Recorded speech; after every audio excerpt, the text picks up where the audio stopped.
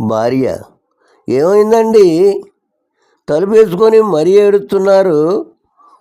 భర్త: మన అమ్మాయికి బుద్ధి అనే పేరు పెట్టొద్దంటే అప్పుడు విన్నావా?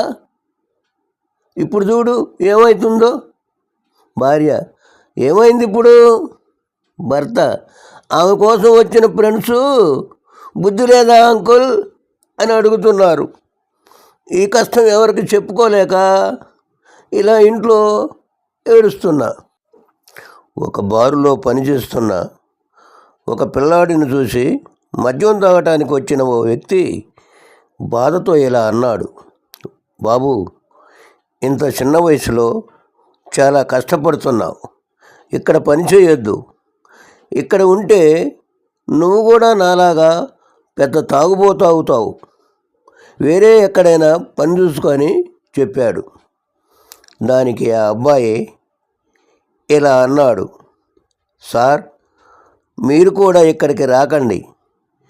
మీరు ఇలా తాగి తాగి ఆరోగ్యం పాడు చేసుకొని చనిపోతే రేపటి రోజు నీ కొడుకు కూడా నాలాంటి పరిస్థితి రావచ్చు. అందుకే త్రాగకండి ప్లీజ్.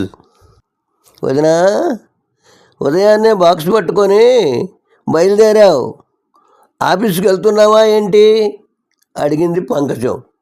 లేదు వదినా, రాత్రి వండిన చేపల పులుసు మిగిలిపోయింది. ఇవాళ ఇంట్లో ఎవరూ తినరు. అందుకే మా అమ్మ వాళ్ళకి ఇచ్చొద్దామని బయలుదేరాను. మరి నువ్వు ఎక్కడికి వెళ్తున్నావు అని అడిగింది లక్ష్మి. నేనా, ఇవాళ ఇంట్లో బోరుగా అనిపిస్తుంది, సరదాగా సాయంత్రం వరకు అలా తిరిగొద్దామని.